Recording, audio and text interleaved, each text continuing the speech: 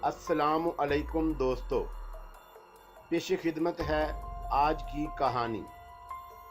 कहानी में आगे बढ़ने से पहले मेरी नए आने वाले दोस्तों से अपील है कि हमारे चैनल को सब्सक्राइब करें और बेल के आइकॉन को दबाकर ऑल नोटिफिकेशन ऑन कर दें ताकि हर आने वाली नई वीडियो का नोटिफिकेशन आपको बर वक्त मिल सके। भरतचंद्र किसी सोच में गुम हो गया। फिर वो गर्दन हिलाता हुआ बोला, हाँ, तुम्हारी तशवीश बजा है। वाकई जिस किसी ने भी ऐसा किया उसे ये नहीं करना चाहिए था, लेकिन शक रहे कि तमाम चीज़ें अपनी जगह मौजूद हैं और उन मुलाजमों ने उनमें से कोई चीज़ चुराने की कोशिश नहीं की। मैंने ऐसे ही मुलाजमों का इंतखाब किया है। भरतचंद्र नो और खाने के लिए जिन पर मुझे मुकम्मल एतमाद था, यूँ समझ लो ये मेरे पुरखों के मुलाजम हैं। ठीक है, तहकीकात कर लो, जिस किसी ने भी ऐसा किया क्यों किया, और अगर कोई शख्स इसका मुरतकब पाया जाए तो तुम उसे सज़ा दे सकते हो। बस यही बात थी जिसने मुझे परेशान कर दिया। मैं हैरान हूँ कि किसी ने ये जुर्रात क्यों की, राजदेव ने कहा, और फिर भरतचंद्र के सामने ही उसने दूसरे मुलाजम के जरिए उन तीनों को तलब कर लिया। राजदेव उन्हें लेकर नवार्द खाने पहुंच गया। तीनों मुलाजम बेचारे उसके इस अंदाज से ही परेशान नजर आ रहे थे। तुलसी, तुम यहाँ कोई तब्दीली देख रहे हो? कोई चीज इधर से इधर हुई है? उसने तीनों मुलाजमों को घूरते हुए कहा। मैं समझा नहीं मालिक, तुलसी परेशानी से बोला। मैंने तुम लोगों को मना किया था कि इनमें से कोई चीज इधर से उधर ना हो, फिर तुम लोगों ने ये शो केस क्यों खोले? नहीं मालिक, हमने ऐसा कभी नहीं किया। तुलसी, मुझसे झूठ बोल रहे हो। मालिक की सौगंध, इसमें कोई बात झूठ नहीं है। हमने सिर्फ अपना काम किया है। पर मालिक, एक बात आपको बताना चाहते हैं। हम पहले भी सोच रहे थे, लेकिन दीपचंद ने कहा कि ये हमारा वहम भी हो सकता है। क्या मालिक, हम तीनों एक साथ ही अंदर जाते हैं, कोई एक काम नहीं करता, मगर पिछले कुछ दिनों से हमने कुछ अजीब बातें देखी हैं। तू बता सोना, तूने क्या देखा? तुलसी ने सोना से कहा। मालिक, एक दिन मैंने सोने के इस सांप को अपने बक्स में हिलते हुए देखा। भगवान की सौगंध, ये शीशे के बक्स से निकलने की कोशिश कर रहा था। तुलसी और दीपचंद दूर काम कर रहे थे। मैंने चीख चीख कर उन्हें आवाजें दी और खुद भी डर कर पीछे हट गया। जब ये दोनों मेरे पास आए तो मैंने उन्हें सांप दिखाया, मगर ये ठीक हालत में था। उन सब ने मेरा मजाक उड़ाया, सो मैं खामोश हो गया। और तूने दीपचंद? भगवान की सौगंध मालिक, मैंने एक दिन पूरे होश से इस औरत की आंखें खुली देखी।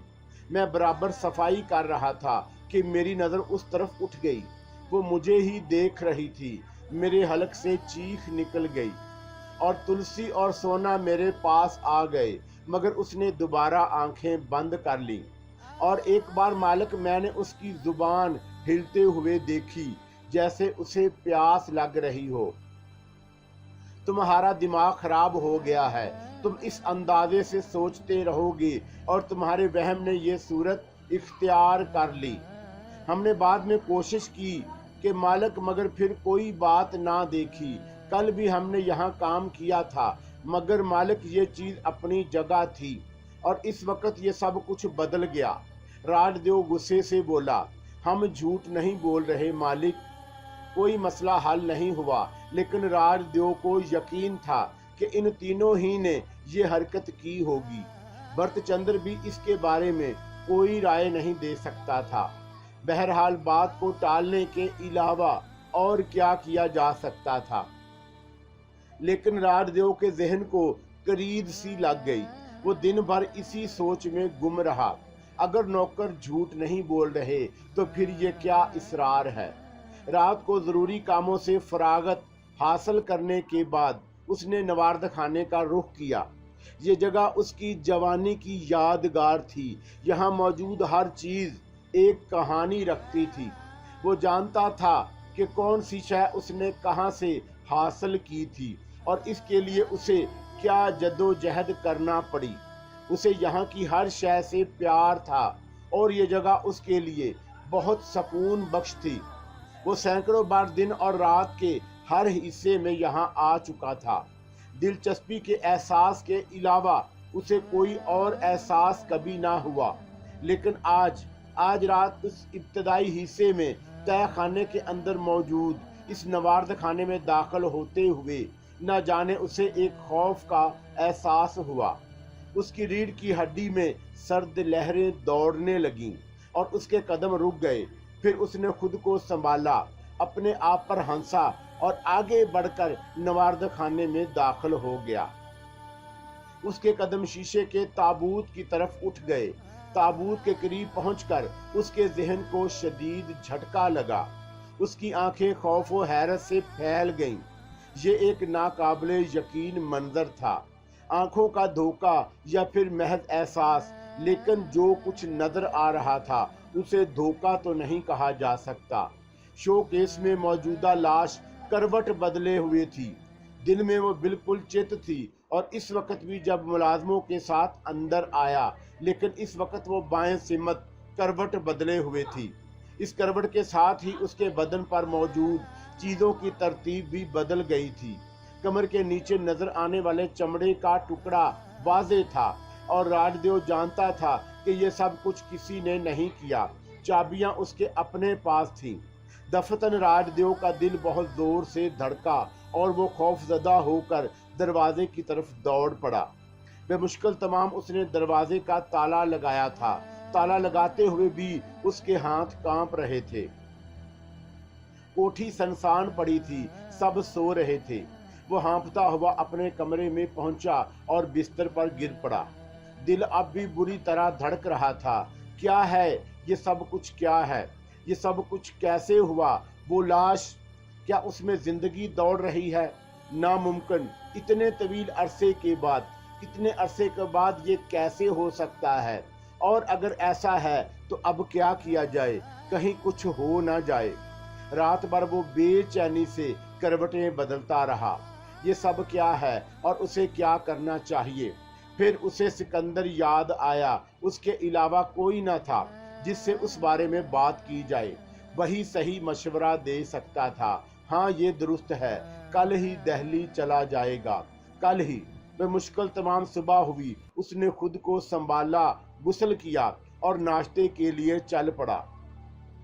ناشتے کے کمرے میں داخل ہی ہوا تھا کہ اس کے بیٹے نے اسے ایک کاغذ دیتے ہوئے کہا، بابو جی، یہ دلی سے تار آیا ہے۔ تار؟ ہاں، سکندر چاچا کا ہے۔ اس نے کاغذ لے کر پڑھا لکھا تھا، راج دیو، میں عجیب و غریب حالات کا شکار ہو گیا ہوں، فوراً دہلی آ جاؤ، سکندر۔ راج دیو کی پریشانیاں عروج پر پہنچ گئیں۔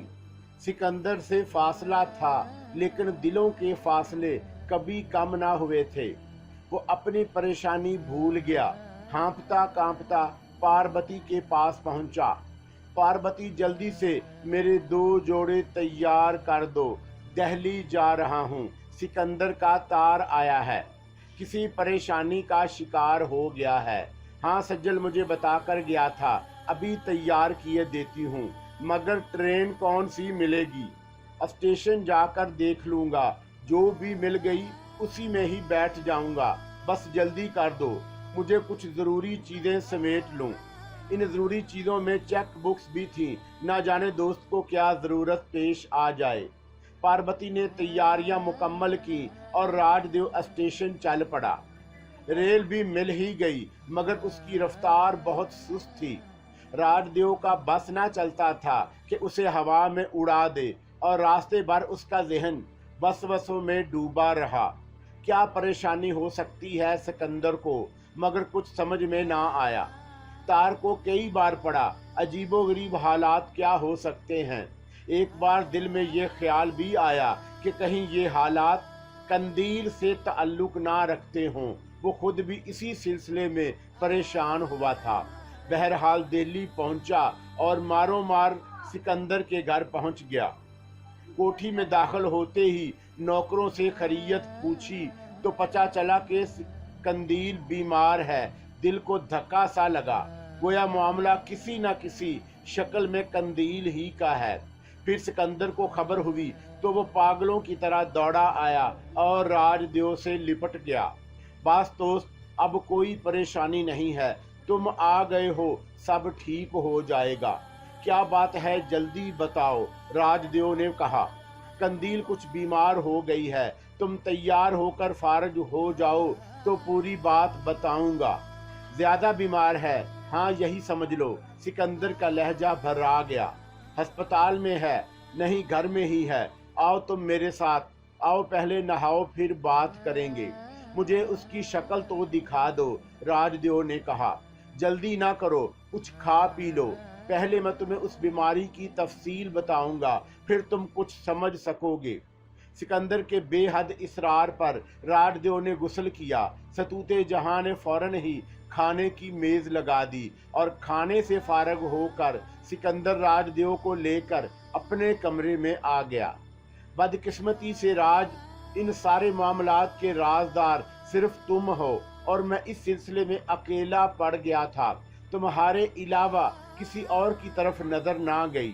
بس میں نے بے قابو ہو کر تمہیں تار دیا تھا۔ ڈر رہا تھا کہ تم بدحواس نہ ہو جاؤ، اور لگتا ہے ایسا ہی ہوا۔ مگر میرے دوست، تار میں اس سے زیادہ کیا لکھ سکتا تھا؟ ہاں ٹھیک ہے، مگر قصہ کیا ہے؟ قندیل کو تم اچھی طرح جانتے ہو، مہذب، ذہین اور خوش مزاج لڑکی تھی۔ اس طرح رچ بس گئی تھی ہم میں کہ ہم اس کا ماضی تک بھول گئے تھے۔ ستوت کے بارے میں بھول کر بھی یہ نہیں سوچا جا سکتا کہ وہ قندیل کو غیر مانے گی۔ بھول ہی گئی ہے یہ بات کہ قندیل اس کی کوکھ سے پیدا نہیں ہوئی، اتنا ہی چاہتی ہے اسے۔ اور تم یہ بھی جانتے ہو کہ میں نے ستوت کو بھی تفصیل نہیں بتائی کہ قندیل مجھے کہاں سے ملی۔ کوئی خاص بات ہوئی ہے کیا؟ ہاں، بہت ہی اہم، بہت ہی خاص۔ سکندر نے شروع سے اب تک کی پوری تفصیل راج دیو کو بتاتے ہوئے کہا۔ غزال اسے لے آیا اور اس نے بتایا کہ قندیل کی کیا کیفیت تھی، لیکن صبح کو جب وہ جاگی تو نارمل تھی۔ اس نے بتایا کہ وہ شدید تھکن محسوس کر رہی ہے، ہلکا سا بخار بھی ہے۔ اسے دوپہر کو غزال پھر آ گیا، وہ بھی قندیل سے ملا۔ اس نے میرے سامنے ہی قندیل سے سوال کر دیا کہ وہ کھنڈر میں کیا کر رہی تھی۔ وہ حیران ہو گئی، اسے کچھ بھی یاد نہ تھا۔ اس نے روتے ہوئے کہا کہ وہ کچھ نہیں جانتی، بس اس کی کمپٹی میں درد ہوتا ہے، اور یہ درد اتنا شدید ہوتا ہے کہ اس پر غشی طاری ہو جاتی ہے۔ شام تک وہ ٹھیک رہی اور اپنے بارے میں گفتگو کرتی رہی۔ پھر رات کا کھانا کھایا۔ میں اور غزال اس پر نگاہ رکھ رہے تھے۔ رات کے کھانے پر کرنل صاحب بھی تھے۔ 11 بجے وہ چلے گئے۔ قندیل کمرے میں سو گئی۔ ستوت بیچاری اس کے پاس تھی، اور جب تک اس سے جاگا، کیا وہ جاگتی رہی؟ پھر بھی وہ اسی کے کمرے میں سو گئی۔ آدھی رات کے قریب اچانک ستوت کی آنکھ کھل گئی تو اس نے دیکھا کہ قندیل کھڑکی کے پاس کھڑی چاند کو دیکھ رہی ہے۔ ستوت دوڑ کر اس کے پاس پہنچ گئی اور اس نے قندیل کے شانے پر ہاتھ رکھ کر اسے پکارا۔ جواب میں قندیل نے گردن گھمائی تو وہ اس حالت میں تھی کہ اس کی آنکھیں سونے کی طرح جگمگا رہی تھیں اور ہونٹ خوفناک انداز میں مسکرا رہے تھے۔ ستوت کی چیخیں سن کر میں دوڑا اور اسے اس کے کمرے سے نکال لایا۔ میں نے قندیل کے کمرے کا دروازہ باہر سے بند کر دیا۔ اس کے بعد ساری رات اس کے کمرے سے بھیڑیے کے رونے کی آوازیں سنائی دیتی رہیں، اور وہ بھی ابھی تک اسی کیفیت میں ہے۔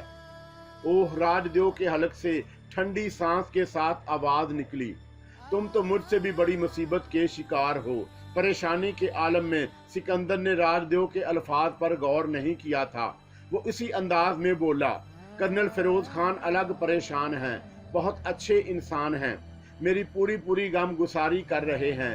गज्जाल का चेहरा अलग उतरा हुआ है और सतूत को तुम देख ही चुके हो। अंदाजा लगाओ राज कि मैं किसी ज़हनी अजाब में गिरफ्तार हूँ। सतूत का ख्याल है कि कंदील पर किसी असीब का साया हो गया है।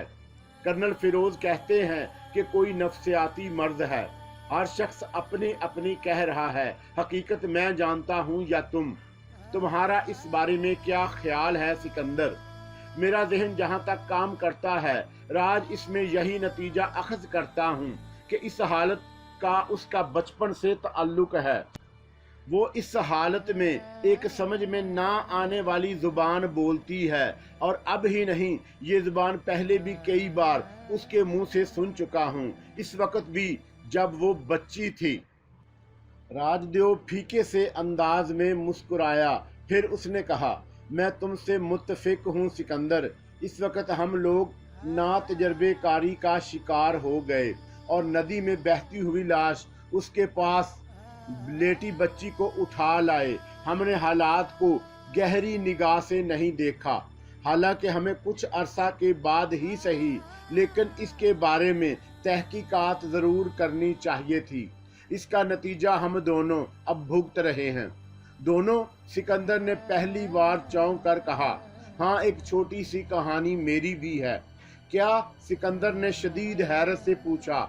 माफ़ करना, इस वक्त मुझे तुम्हें अपनी व्यपता नहीं सुनानी चाहिए थी, लेकिन चौंका, दोनों मामलात एक दूसरे से बराह रास्त मुतअल्लिक हैं, इसलिए ये तज़किरा ज़रूरी है। राजदेव ने कहा, और फिर उसने लाश की पूरी कहानी दोहरा दी और बताया कि वो खुद राव के पास आने ही वाला था कि राव का तार उसे मिला। ओह मेरे खुदा, ये सब क्या है? सिकंदर शदीद हैरत से बोला। गौर करो सिकंदर, तो ये होना ही था। हम इन हालात को क्यों भूल गए जिनमें ये सब कुछ हमें मिला था? कुछ अंदाजा तो होना ही चाहिए था। मेरे नवार्द और तुम्हारी उस बेटी का कुछ तो राज होगा। इन हालात की उम्मीद नहीं थी दियो। हम तो ये भूल ही गए कि कंदील क्या है। मैं सतूत के बारे में सोचता हूँ तो मेरे आसाब जवाब देने लगते हैं। अगर कुछ हो गया तो सतूत की जिंदगी मुश्किल हो जाएगी, इसमें कोई शक नहीं। सिकंदर, तुम्हारी मुश्किल मुझसे ज्यादा है, लेकिन मेरे दोस्त, अब होश से काम लेना होगा।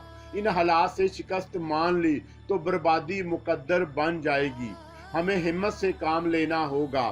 सतूत भाभी की बात दूसरी है, लेकिन तुम जज्बात से काम लेने की बजाय होश से काम लो, और अब इस बात को ज़हन नशीन कर लो कि कंदील एक पुरस्रार वजूद है और हमें उसका सुराग लगाना है।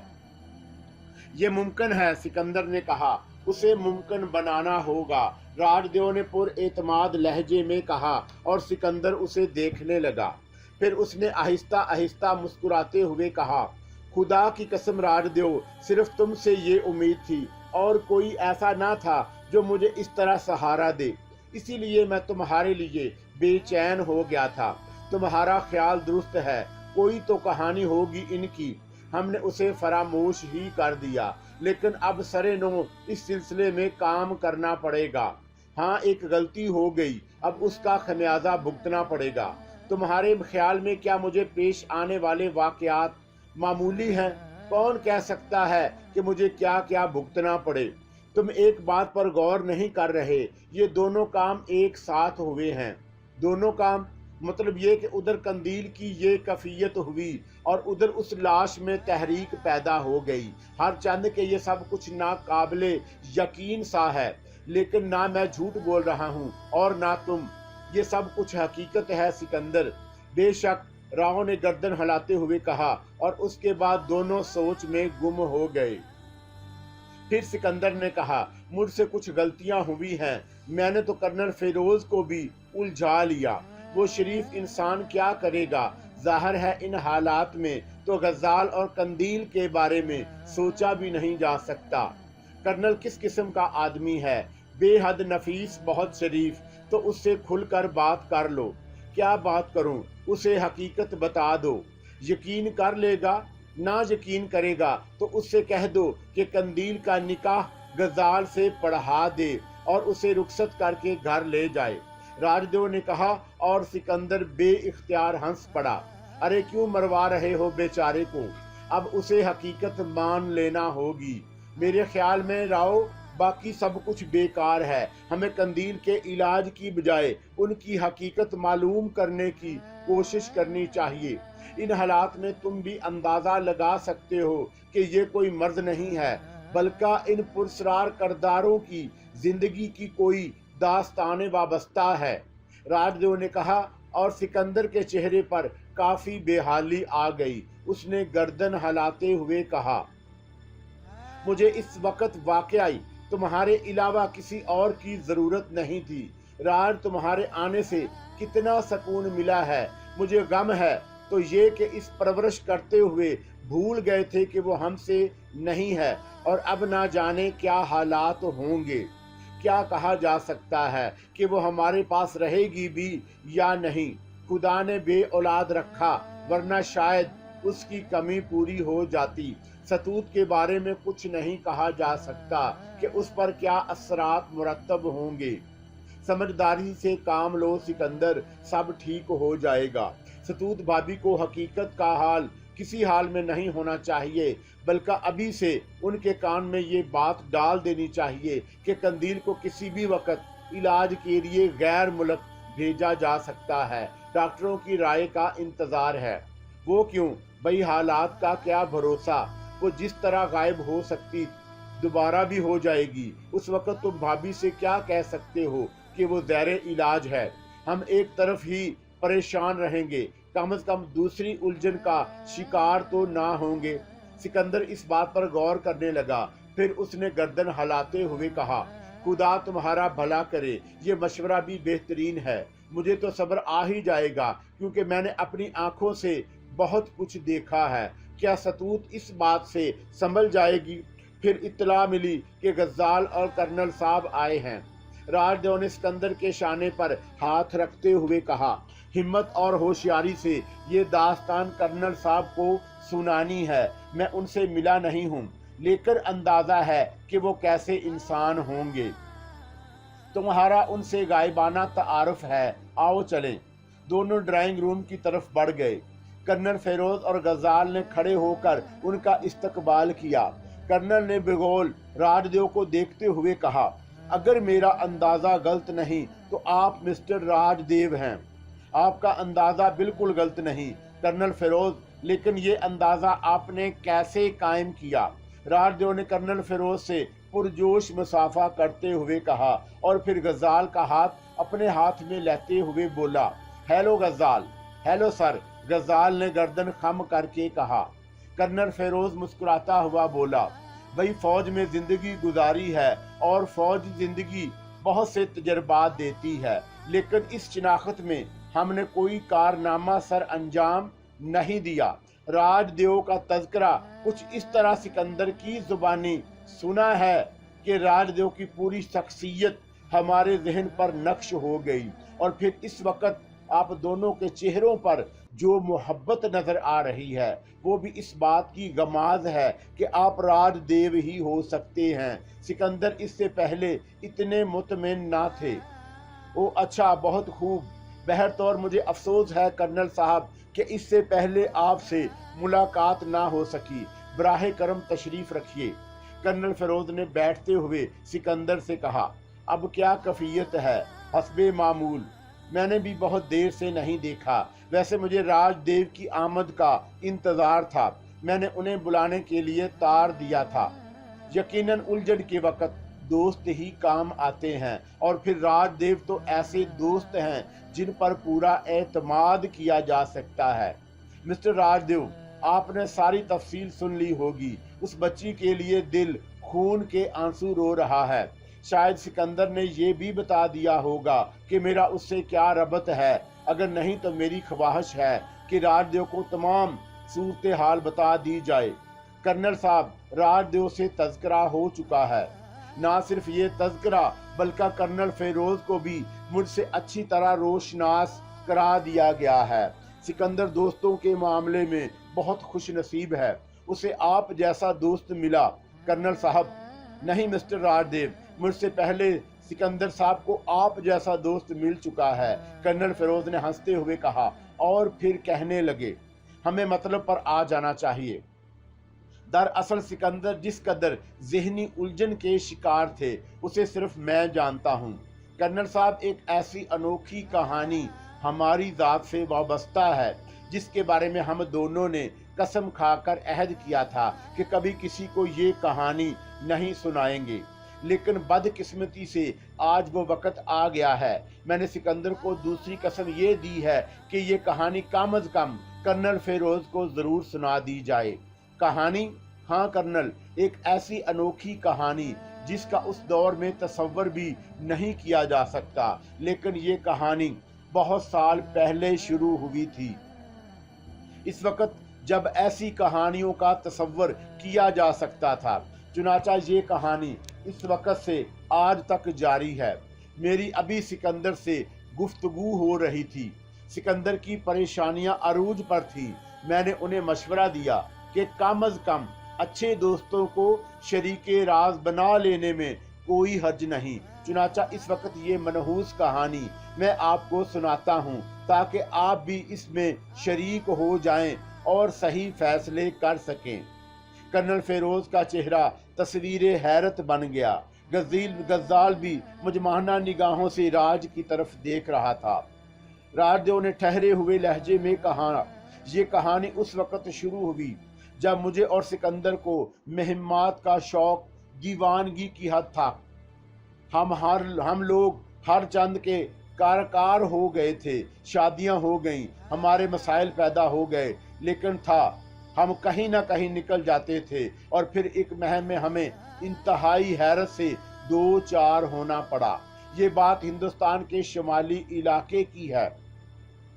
उस इलाके में हमें अपनी जिंदगी के खौफनाक तरीन हालात से वास्ता पड़ा और फिर हम एक नदी किनारे जा निकले जहां हमें पानी में बहती हुई एक लाश नजर आई, एक इंसानी लाश जिसके नजदीक एक जिंदा बच्ची भी मौजूद थी। राजदेव ने उस वक्त से लेकर आज तक की पूरी दास्तान कर्नल फिरोज और गज्जाल को सुनाई और फिर जब उसने ये इंकशाफ किया कि कंदील वही बच्ची है जिसे सिकंदर अपने साथ ले आया था और अपनी औलाद की तरह उसकी परवरिश की और उसे परवरिश में सिकंदर की तमाम दिलचस्पियां इसलिए भी शामिल हो गईं कि उसके यहाँ और कोई औलाद नहीं थी, तो कर्नल का चेहरा काबिले दी था।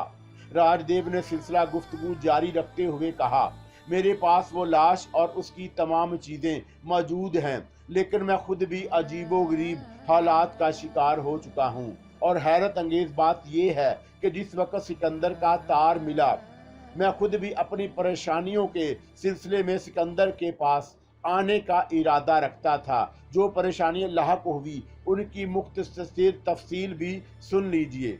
राजदेव ने लाश, सुनहरी सांप वगैरह के बारे में तफसीलात बताईं। कर्नल फिरोज और गज्जाल अजीब सी निगाहों से राजदेव को देख रहे थे। फिर जब राजदेव खामोश हुआ तो बहुत देर तक खामोशी तारी रही। उसके बाद कर्नल ने एक गहरी सांस लेते हुए कहा, बिलाशुबा हमसे एक पुरस्कार कहानी कह सकते हैं, एक ऐसी कहानी जो दिलचस्पी के लिए घड़ी है, लेकिन दो मुअज़्ज़ज़ लोग ये कहानी बयान कर रहे हैं, इसलिए मैं उसे कतई झूठ नहीं कह सकता। हम कुछ मजहबी नुक्ता निगाह से और कुछ माहौल के लिहाज से मुझे ये सब कुछ अजीब महसूस हुआ। फौजी ज़िंदगी में मुझे बेशुमार पुरस्कार वाक़यात का सामना करना पड़ा, लेकिन कहीं ना कहीं इतनी अब्बास से हैरत तो है, लेकिन नाकाबिले यकीन नहीं, क्योंकि इसकी रवि कहानी सुनाने की ज़रूरत भी नहीं थी हमें। कर्नल साहब, मैं जानता हूँ कि बेटे गज्जाल से वो मंसूब कर दी गई है, लेकिन जो वाक़यात पेश आए हैं वो भी आपके सामने हैं। हम ये कहानी सुनाकर आपसे किसी किस्म की माजरत करना चाहते हैं। कर्नल फिरोज के होंठों पर मुस्कुराहट फैल गई। उन्होंने आहिस्ता से कहा, काबिले मुबारकबाद हैं सिकंदर, जिन्हें इतना सच्चा दोस्त मिला, मगर हकीकत ये है राजदेव कि इस कहानी पर ज़रा उलझते हुए मुझे खुद भी ये ख्याल आया था कि कहीं आप ये बात तसव्वुर ना फरमाएं। इस सिलसिले में मैं इतना अर्ज कर दूं कि सिकंदर ने मुझे एजाज़ बख्शा मेरी इज्जत अफजाई की और मैं हर हालत में हर कीमत पर ये एजाज कायम रखना चाहता हूँ। भूल कर भी ये नहीं सोच सकता कि ये कहानी मुझे किसी और मकसद के तहत सुनाई गई है। बस चौंका जिंदगी में ऐसे वाकयात पेश नहीं आए, इसलिए मैंने थोड़ा सा अर्ज किया था। माफ़ी चाहता हूँ कर्नल साहब, बस यूं ही जरा जहन पर कबकीदगी तारी हो गई। राजदेव ने कहा, आप इस मामले में हक बजानब हैं। कोई भी शख्स ये सोच सकता था, लेकिन अब आपको ये कबीदगी जहन से मुस्तकिल तौर पर निकाल देनी चाहिए। यकीनन ये कहानी आपकी सुनाई हुई है, इसलिए झूठी ना होगी और मैं आप दोनों पर पूरा यकीन रखता हूँ। लेकिन एक दरख्वास्त है आपसे कि कहानी जिस अंदाज में भी आगे बढ़े, कर्नल फेरोज को नज़रअंदाज ना किया जाए। मैं आप दोस्तों जैसी अजीम दोस्ती के काबिल तो नहीं, लेकिन अगर इस सिलसिले में अपना कुछ फ़र्ज पूरा कर सका तो मुझे मुसर्रत होगी। जहाँ तक गज़ाल के सिलसिले का ताल्लुक है, तो इस वक्त मैं ये कहते हुए आर महसूस नहीं करता कि मैं इस हालत में भी कंदील से अपने बेटे का निकाह पढ़ाने के लिए तैयार हूँ। वो जैसी भी है, अगर मुझे मिल जाए, मैं उसे अपनी खुशबख्ती की इंतहा समझूंगा। उसका जो इलाज सिकंदर कराना चाहते हैं, मैं उसकी जिम्मेदारी कबूल करने के लिए तैयार हूँ। मेरा ख्याल है कि ये अल्फाज अजीब ज़रूर हैं, लेकिन मेरी सच्चाई का अजहार कर रहे हैं। तब तो कर्नल साहब, मुझे भी अब ये अफसोस है कि आपसे पहले मुलाकात क्यों ना हुई। आपसे ये बात कहते हुए बड़ा गरूर महसूस करता हूँ कि अगर कंदील आपकी बहू बने तो हम दोनों के सर फख्र से बुलंद हो जाएंगे। बराह करम आप मेरी थोड़ी सी कबीदगी को नज़रअंदाज कर दीजिएगा।